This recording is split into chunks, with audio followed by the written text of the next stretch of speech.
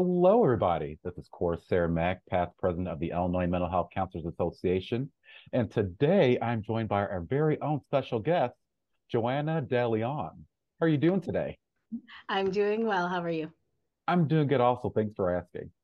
All right, so we'll go ahead and jump right into it because all your fans want to know, how did you become interested in counseling? So it was actually a long, winding journey. I had initially gone into it thinking I'm going to be a nurse and a physical therapist, right? And then it just was one of those things where I started the classes. I did a few shadowing experiences, and I thought this just isn't for me. And then I took a sociology class, and I was just so interested in people and how people interact with one another. And so then I found an internship um, working with homeless youth, and I absolutely fell in love with it. And I decided, you know what? It's working with people is really just where my passion lies. But even then, I didn't know that therapy necessarily was what I wanted to do. So I actually started in case management, working with children in foster care. And it was a therapist that I worked with at that job that said, you know what? I think you should try this. And so that's really how I got pulled into therapy. It wasn't something that I just knew I wanted to do. It was kind of where my passion got sparked as I started out in my career. Oh, wow. That's quite a journey. It was. All right, very nice. All right, so in regards to that journey, we got to take a look at your educational background because you do have your master's degree. So I what do. what schools did you go to for your undergraduate and your graduate degrees? Yeah. So I did my undergrad at Marquette University up in Milwaukee, Wisconsin. Absolutely loved it there. And then I actually took a little bit of time off and was working in the field doing the case management stuff. Um, when that therapist mentor of mine said, hey, there's this program that is, they built it to cater to adults who are working full time. And so that program at the time was through Southern New Hampshire University. That program has now since moved to Northern Vermont University. Um, and what was cool about it is that it was meant for working adults. So the classes met in person on the weekends, and the school, because they're East Coast based, found local professors or had their own professors from the East Coast flown over, and we would meet in person, and we had a cohort that went through the program together. So even though the school is not here, it still was that in-person feel. And we would meet one weekend a month, and we had one class at a time. So it allowed us to really focus on what we were learning and still be able to have our full-time job. And so it was a really cool experience. And that gap between undergrad and my master's really allowed me to know that this is what I wanted to do instead of kind of just jumping from one to the other, as sometimes we're told we're supposed to do, right? So it was nice to be able to kind of take that time and really know, okay, therapy is what I want to do. And so then my undergrad was focused on clinical mental health counseling. Or I'm sorry, my master's was focused on clinical mental health counseling. All right, perfect. All right, so then, you go through your programs, you took that gap in between, and then you came Mhm. back. So then this is gonna be really interesting since you had some experience beforehand. But how long have you been doing therapy for? So now it's been about 13 years in the field in various capacities. Um, and it really doesn't feel like it's been that long because I really truly love what I do. And for me, it's energizing. It really is. I love meeting people and listening to their stories. And it really doesn't even feel like it's been that long. All right, very nice. I love to hear it. So then before we get into the meat and potatoes of it all, I always want to leave space for this next question. So what has your experience been like being a woman of color in the mental health field? So there aren't a lot of us. And really, within the last few years, especially in my own practice, what I found is that there have been a lot of first generation um, kids who reach out to me because people are looking for someone that they can connect with, right? And it's easier to talk to people who you feel like may have gone through the same experiences you have, right? And when someone looks like you, I think it bridges that gap a little bit. So I've had a lot of first generation women who have reached out to me and said, hey, this is my story, and it's very similar to my own story. And I think that's been a great way to connect with people, because they haven't found a lot of minorities in our field. And so I think that has been nice to be able to provide that for people, to be the support that maybe when we were younger wasn't there for us. Definitely. Right. That's great. So then that perfectly, well, I don't know if it perfectly segues, but in my head, it perfectly segues to the next question, right? So then, just like what you mentioned, in between school, you took that year in between to work to figure out if you really enjoyed it. So then, Mhm. what places did you start off working your profession, and what did you learn as a result from working at those places? Yeah. So when I first started out in the case management world, I was working in foster care. So I had the privilege of working alongside therapists. So I could kind of see, what they got to work on stuff with the kids that wasn't within my purview at the time. And so that sparked my interest, because I always felt like, oh, we could do more, but that wasn't my role. So that sparked my interest. And then it was a therapist I worked with there, in that foster care agency. She also worked in community mental health. And so she was the one that really pulled me along and said, I really think you should try this. So I said, what the hey? And I'm one of those people who will just jump in feet first.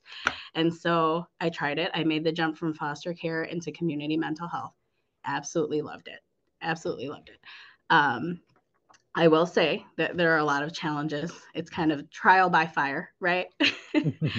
So for anyone who's worked in community mental health, we all know the caseloads are high, the learning curve is steep, right? That being said, though, I learned a lot.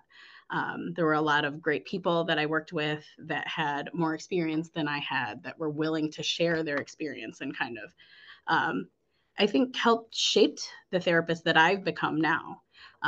Just learning from so many different people. And also in community mental health, the clients we work with are so vastly different from one another. You really just meet people from all walks of life. And so I think that really shaped the kind of practice I wanted to have now that I'm able to um, provide that space for other people. All right, definitely. All right, so you've been doing this work for a long time, right? Out there working as a case manager, then again out there working in community mental health, that learning curve that you mentioned and things like that. But something must have happened, right? Because you went on and opened your own private practice. So what was that process that led you to wanting to start your own private Yeah. practice? So part of it, back to that trial by fire, right? Mhm. Um, a much younger me who didn't have children yet at the time, I could put in those 50, 60-hour weeks at no big deal, right? But that takes a toll. And so then what I learned over the years is it's really important to have that balance. And I saw it in myself, burnout was starting to happen. I saw it in my coworkers.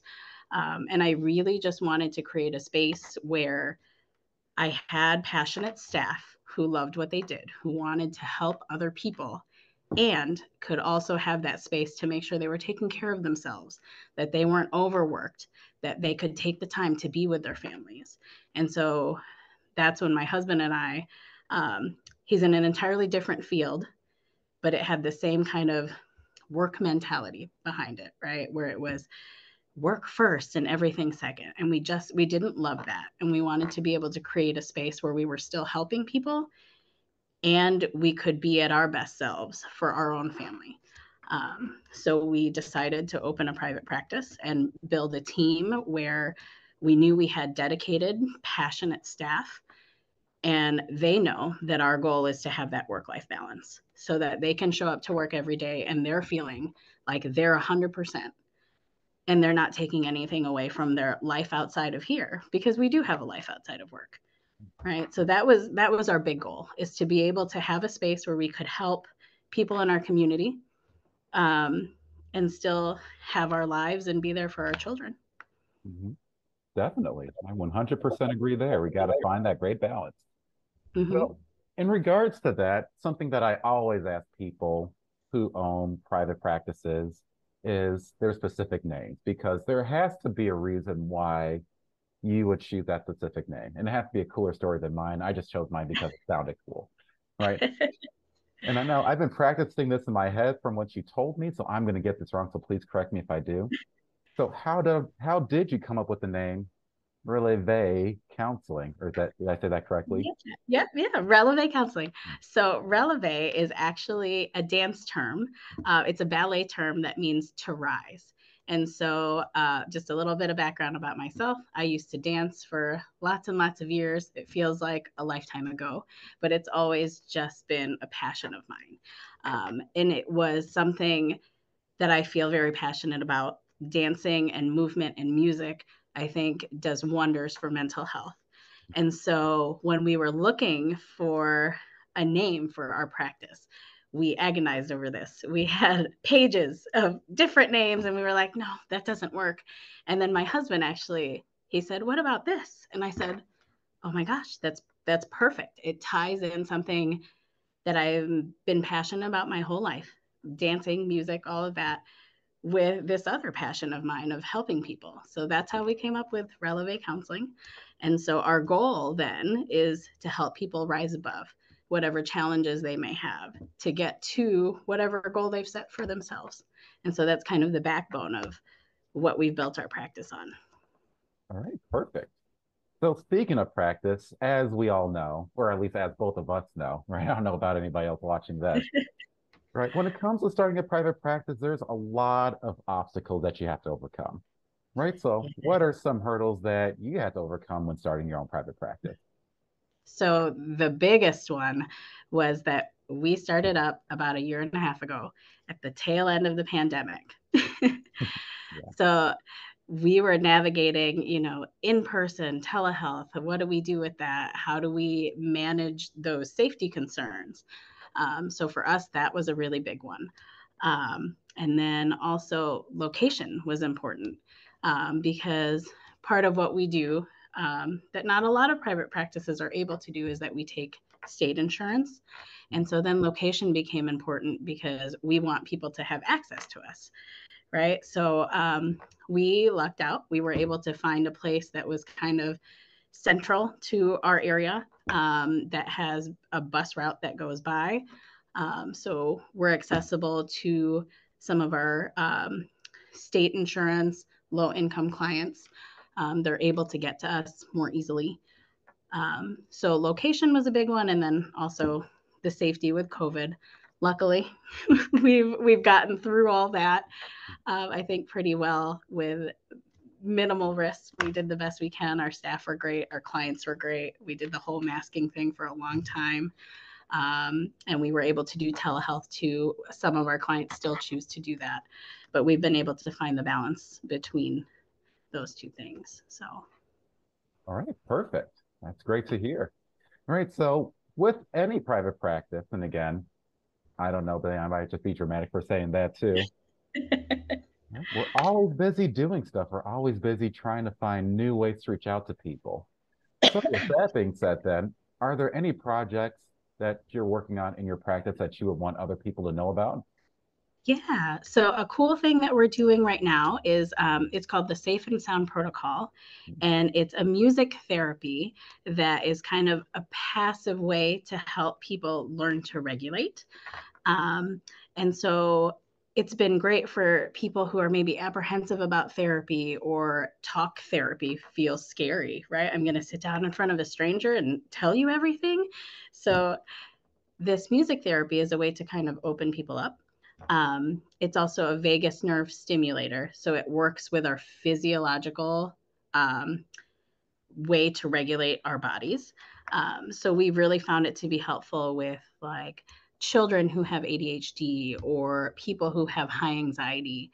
Um, We've even had some clients who have struggled with symptoms of long COVID that we've seen it help with. And the nice thing is you get to come in, you put some headphones on, and you listen to it's specially filtered music, so it's not just like we're putting on the radio, but it's nice because people can come in and there's not a lot of pressure for a session like that, right? So then they're sitting listening to music, and then the therapist is with them to help co-regulate.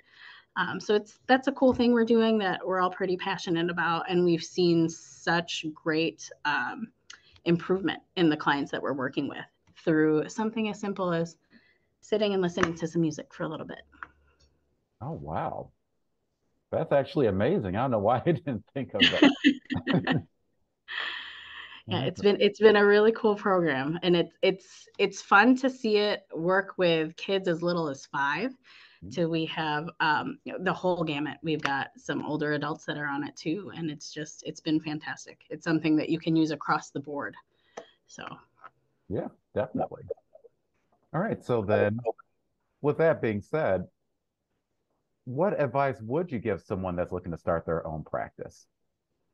So my best advice would be it feels scary. Don't give in to that, right? Because the reason you have this idea to branch out and go on your own is because you have a passion for this. Because it's not easy, right? We know that. The work we do isn't easy, and yet we do it anyway. So if you're the person that has the calling to do that because you want to help people, do it. Reach out to whoever you might know, to your supports, ask questions, learn what you can. And at the end of the day, if this is where your passion is, just do it. Right? The fear cannot be bigger than the things you want to accomplish. Yeah, exactly. I 100% agree there. All right, perfect. So, with that being said, this usually comes to the sad part of our interview because we are down to our final 3 questions. Okay. All right, so first out of the final 3, right, is there anything that you want to tell people either starting out in the field or who have been in the field for a while? So, for those starting out, it can feel very daunting. There's a lot to learn, right? So, be a sponge, soak it all up. There's lots of people out there that you can learn from. Ask questions, be curious. And then for those of us that have been in it for a while, sometimes we do start to approach that burnout, and just remind yourself, re-spark that passion. Why did you get into this in the first place, right? What was your goal? Probably to help people, right? So connecting with people, share their stories, share your story. So just reaching out to your supports, make sure you're taking care of your own mental health too, because we can't pour from an empty cup. So we have to strike that balance between making sure we're helping ourselves as well as other people. Yeah, definitely. Perfectly said. Couldn't say it better myself. All right, so the second to last question, is there anything that you would like to say that I haven't had a chance to ask you? Oh, I don't know. I feel like I've been talking a lot. Not that I can think of. All right, perfect. All right, so then last one, most important question of all, Mhm. where can people contact you to connect or get more information about your practice? Yeah, so we have a website. It's relevecounseling.com, and releve is spelled RELEVE. Or you can give us a call at 815-708-9068. Or you can shoot me an email, and it's just J, my first initial, last name, DELEON at relevecounseling.com. So you can reach out any number of ways. All right, perfect. So you heard it here, folks. Reach out any number of ways. Get on that music therapy because that actually sounds really interesting, right? Learn her ways. All right, well, that's it for this interview, everybody. Again, thank you, Joanna, for doing this. We really do appreciate it. Thank you. Yep, and we have to have you back for round 2. Now, I just got more questions that I want to ask you. Oh, yeah? Okay, that sounds great. Okay, you hear to her, folks? We're doing a round 2. All right. All right, but everybody, that's it for me. This is Coresair Mack, past president of the Illinois Mental Health Counselors Association, signing out, and I will see you all in the next interview. Take care.